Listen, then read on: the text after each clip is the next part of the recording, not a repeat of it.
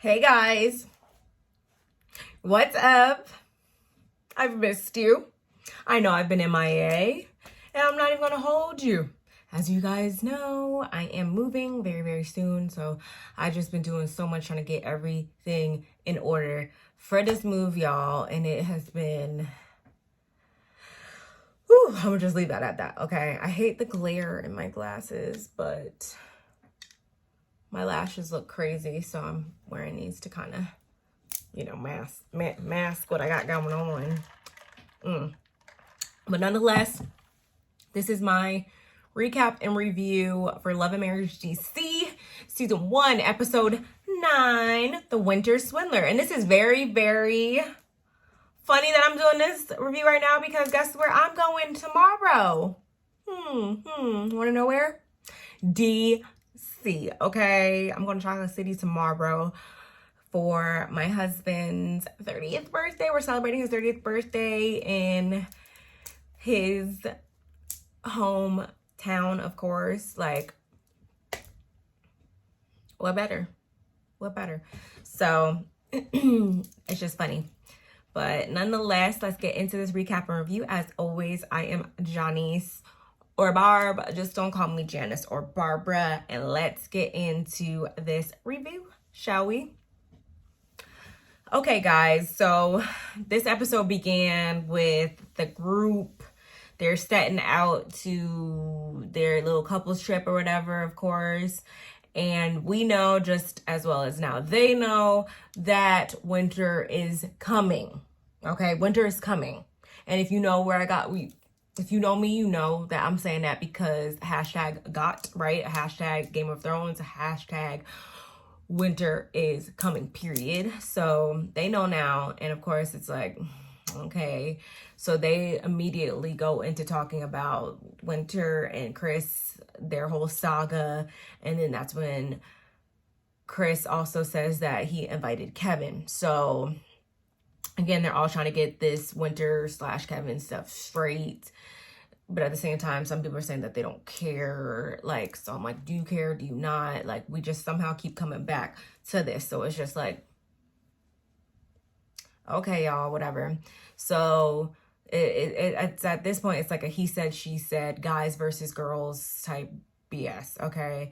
And from here, we also see that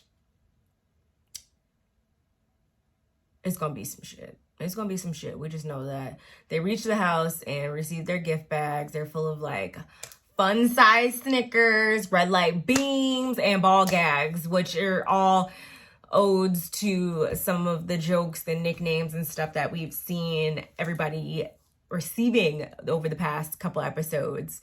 So after that, Winter arrives with the sex therapist, and she says she's more concerned about Kevin versus being around the other couples and all that. Like, her main thing is, I haven't seen this man in 8 months. He's a liar. He's a scammer. All of the above. I really don't want to share a space with him, but I'm here because I need to be here because of Exhibit A, right? So they get right into it, and basically everybody goes around and kind of tells like where they're at with their sex lives and like what's going on currently in the bedroom when it pertains to their relationship.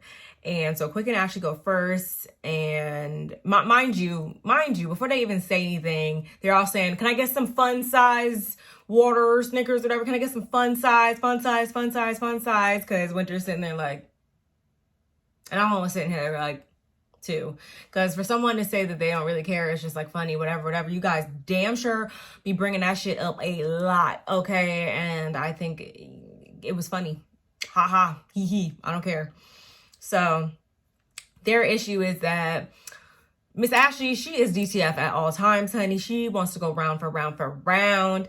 And although he tried to say it's not any type of issues on his part, he don't need no blue pill, he don't need none of that, he's kind of saying a little bit something otherwise because he is all like, you know, he can't keep up, basically, period. That's what it comes down to. And that's fine. Like, I've learned that, you know, throughout the course of long-term relationships, marriages, and stuff like that, Like one person, they might be up here at one point. Like I want to say, and the sex therapist actually hit on it around the age of 40, I believe. Women, our libidos go back up like after being down, and then sometimes that's when the guys be down. Like, so it really just depends on those biological factors, play a major role in it. As well as with Quick, we know that he is super busy and doesn't have that much time. So, of course, that's going to affect his ability to match her round for round. Okay. So, then Tasha and Neil go next. And Tasha says that she's literally petrified to just be all just let loose with her husband because he has not gotten a vasectomy. And apparently that's, I guess, a point of contention, because I'm assuming if it was mutually agreed upon, he would have gotten it by now, obviously. So I'm assuming he doesn't want to get one or doesn't see the purpose in it, but she doesn't want to get pregnant. And I don't know how old her oldest daughter is, but let me just say they look great for their age, because she got a daughter who's grown and 2 other teenage sons, it looks like. So I can understand. Yeah, she's done having kids. She's good. So they've actually resulted to using condoms. And I'm just like, okay, definitely probably want to get that in check, because you can't even fuck on your husband how you want to, because, you know, you don't want to be a mother for the 4th time at your age. I get it. So that's something that they're just going to figure out. They're like, but you probably don't have nothing for that, right? And she's kind of like, I got some condoms. Like, that's just, again, something they're just going to work out. So then Raina and Jamie go next, and basically they just have lazy sex, brother-sister. It's almost like they're brother-sister type sex. There's like a lack of romance.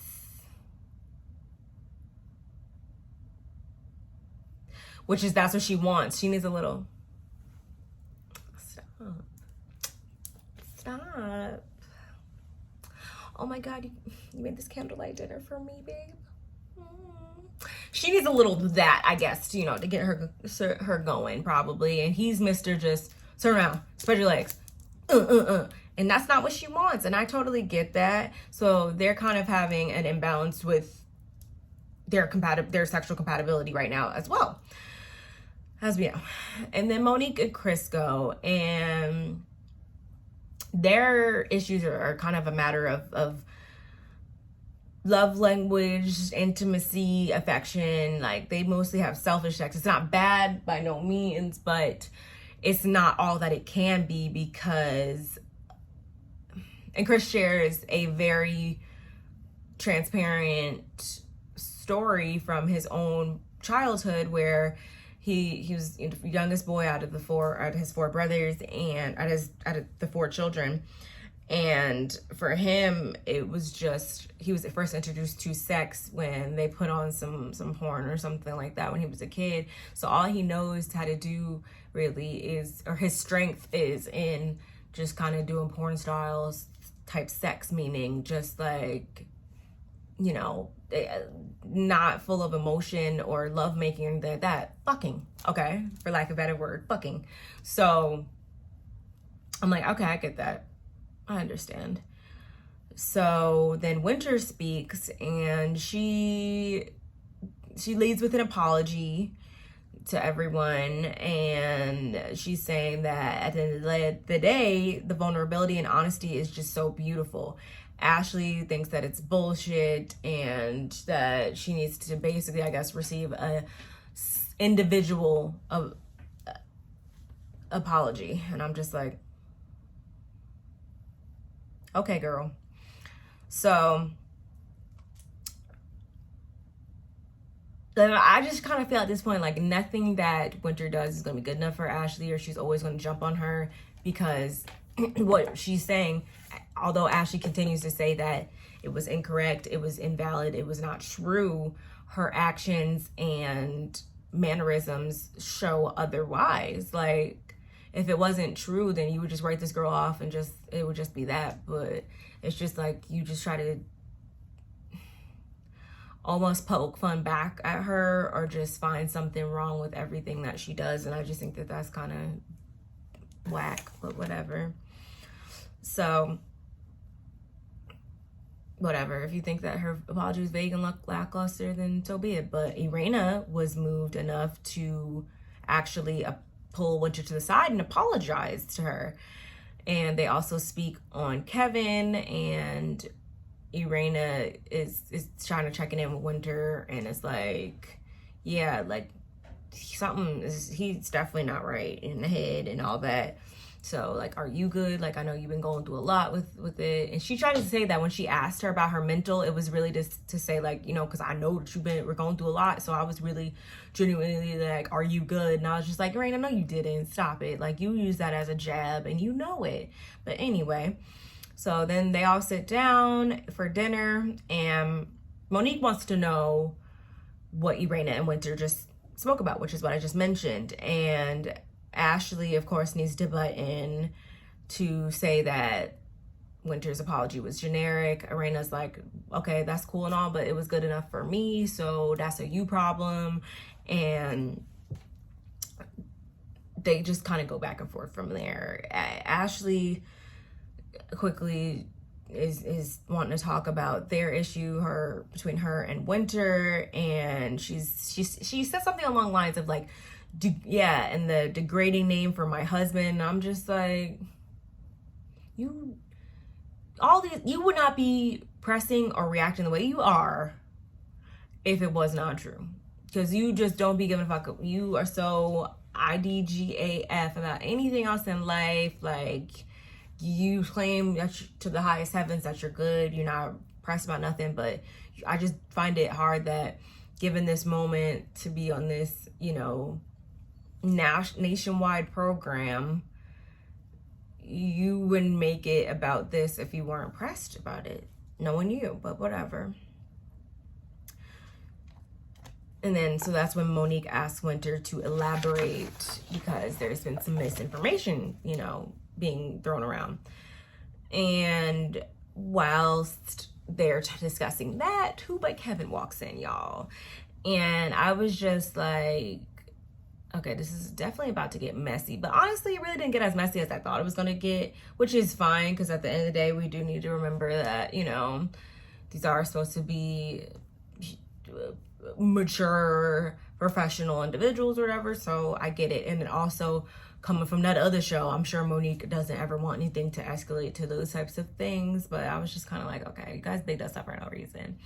So he comes in trying to like share a smile Winter, and she's like, oh Jesus, she just doesn't want nothing to do with this man. She's like, you know, she said before, she's like, I would have brought my divorce papers if I knew he was coming. He won't sign my divorce papers, and I just want that signature. Like, come on. And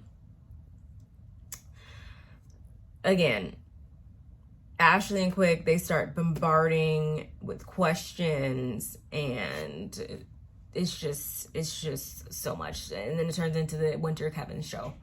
So much so that first Quick and Ashley left, followed by Irena and Jamie, followed by Neil and Tasha. Pretty much it got to the point where it was just Monique and Chris and the Fighting Temptations up in there. And I was just like, if y'all have some great attention spans, because the way my mind is set up, I would have tuned them out with the quickness. But I don't really think we really learned any new information from this, except for the fact that this kind of solidified Mr. Kevin as a liar. Okay, and everyone kind of, I think, is starting to see it. Some people, I think, are still in denial, but I think all the women saw him for what he was, because when they have their little powwow at the end of this episode, it was just kind of, it ended in song and just sign the divorce papers right now. Like, that's all we want from you, Mr. Kevin. And Ashley does actually speak with Winter, and they talk about their issues again, but I think once and for all, they will be good. So let's see if we can keep it that way. But honestly, this episode, it was all right, but it didn't give everything that I thought it was going to give, as far as like being like a cast trip or anything, or really just unlocking some more information. But hopefully we tied up some of these storylines with a bow, and we can move on to some new shit. But anyway, y'all, this was my review for Love and Marriage DC. Let me know what you guys think in the comments below. Don't forget to like and subscribe, and I will see you in the next one. Okay? Bye!